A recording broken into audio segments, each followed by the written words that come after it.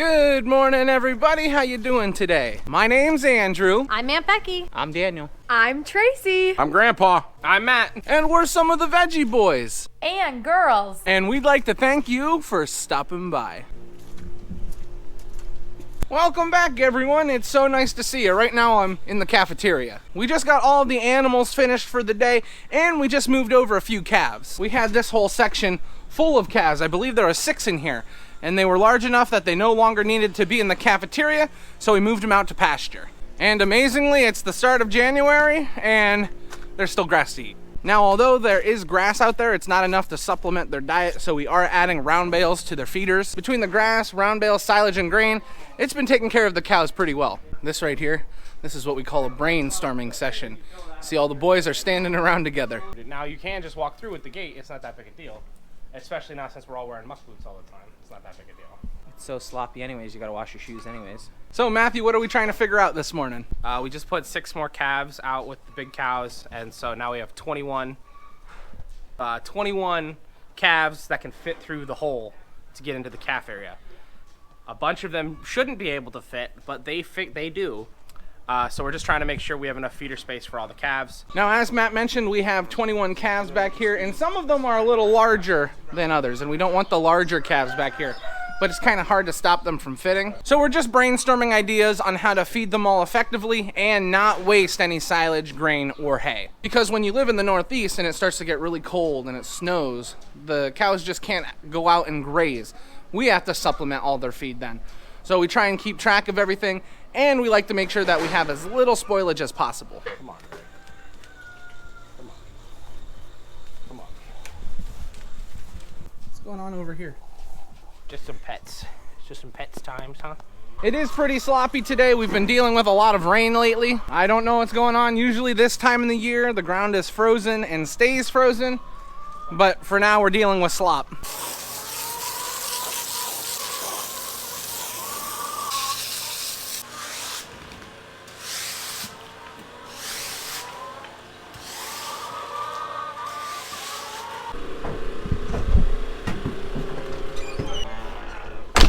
Oh, I see what's going on in here. Aunt Rhonda is getting sauerkraut out to sell. Someone rolled the walnut horns. I was gonna roll the walnut horns. Wasn't me! We have now moved over to our winter hours here in the farm market, and a few things have changed. We used to be open Monday through Friday 9 to 5 and Saturday 9 to 4. And that schedule worked when the farm market was much busier, when we were handling produce every day, where we were harvesting and selling. There was a lot of demand that we needed to fill, so being open those extra days really helped out. But things kind of changed when we get to winter. We're not nearly as busy. We still have plenty of things to sell, and the girls will tell you it is still really busy on the days we are open, but it's not the amount of people that we would get during like prime harvest time. For example, yesterday we were open. Was it busy yesterday? We were busy all day yesterday, from the time we opened in the morning till they closed at the end of the day. So the days we are open is now Wednesday through Saturday.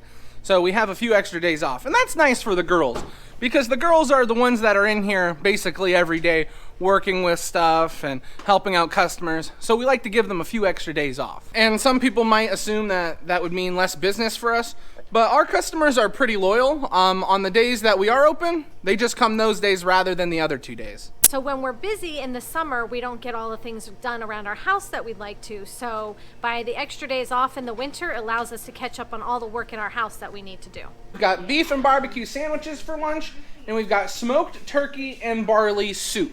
Well, that's really good. Look who came down for lunch today. We have Callie. Now, there's been some big advancements today. She's rolled over from her back to her stomach twice. No. What? Belly. Sorry. She's rolled over from her stomach to her back twice. Woo! Working on sitting up. I'll get that sweat out of your face. We know you're working hard. Woo! It's right by the King of Prussia. King of Prussia Mall. The massive mall. The awesomest mall ever. Today has been a very gloomy and wet day, and there's not much you can do about the weather this time of the year, but something you can't... Is that gate open? I just came down here, and someone left the fence to the chicken gate open. It's like... Hey, who collected eggs this morning? Well, Dad left the chicken gate open. The chickens are out. All right, I'll... Bye. Since it was raining and it's muddy, I don't want to be outside, I came down to clean around the pens, but now I'm gonna have to put chickens away. Come on, ladies.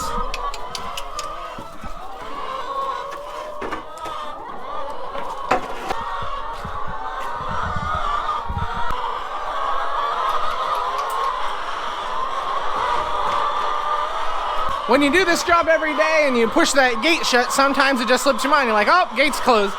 Sometimes it doesn't close, and then we have chickens all over the place. So what I originally came down here for was to just clean up around this chicken pen. From us going in and out of the pen, you can see sawdust will fall out. And from constantly getting feed out of our bin here, sometimes some grain will spill out onto the ground. So I'm gonna sweep that up and I'm gonna get rid of it.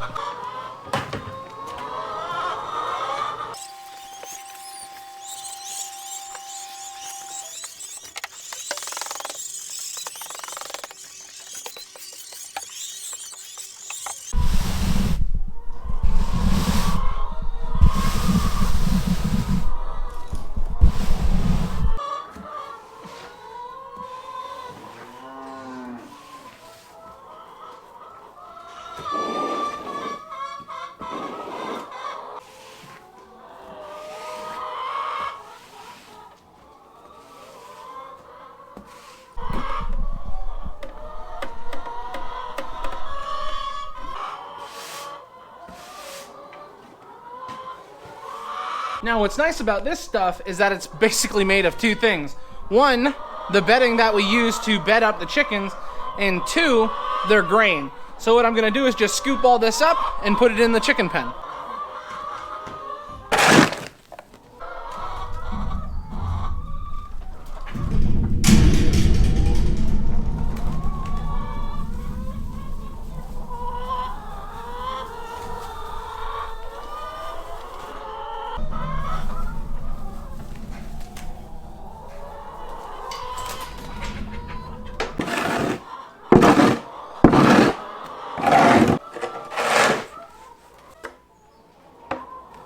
Now that we're officially into slow time, it's a lot easier for us to not get in trouble on the farm. One of the biggest ways you can get in trouble is by bothering the girls, especially when you're busy.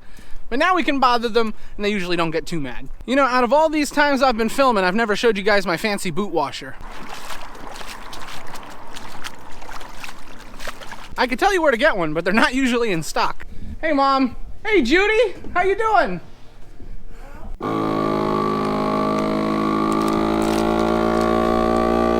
Now, what are you doing back here? Vacuum sealing some special stuff that we make for the family. It's an old family recipe, so we like to take, it's all made out of pork. We smoke it and season it. Sealing it up, putting it in the freezer for the winter.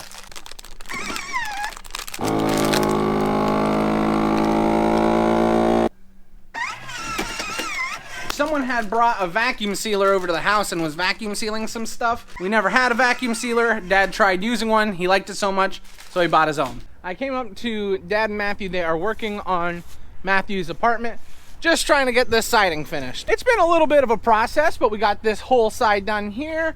We got against the wall almost finished, and then we only have one more little section. This is like the worst time of the year to do siding when it's cold and rainy outside, but it's the time we have. You really don't want to do vinyl siding in the cold, but there's not much we can do about it. Now I said it's cold, it's not actually cold. It's like 50 degrees out, which is why they are working on the siding. We've been waiting for it to get cold and stay cold, which is something we haven't had yet. And when it gets really cold like that, some people see it as a hassle, but there's actually a lot of benefits to it. And when it comes to things like our raspberries and our grapes, well, we can't trim these till they go dormant, and it's too warm for them to go dormant. We'd like to go through and trim all this stuff. It's just too warm, they're not dormant. And if we were to trim them when they weren't dormant, it would harm them. And personally, we've been trying to get better at raising fruit, grapes, blueberries, raspberries, blackberries, etc. So we want to do this right. In the meantime, we have to keep that on our minds, because if it really starts to get cold out and we know that the grapes and the raspberries and everything goes dormant, then we'll be able to take care of it. How's everything going up there, Matt? Pretty good. But effectively, my job is to just hand stuff up to them. And it's not a hard job, but someone needs to do it. Matt, tell them what the problem is. Well, we ran out of siding. And the only section we need to side is right there. So about how long should it take us to finish this? It don't take too long to finish, so we probably won't ever start it. Probably ballpark 6 to 9 months. This ladder trip costs $100. Wait, he gets the bill for putting the siding on. Like a lemur. Like a lemur. A lemur. I climbed the ladder. Like what? Hey, be careful where you're walking. There's mud over here. Surprise, surprise.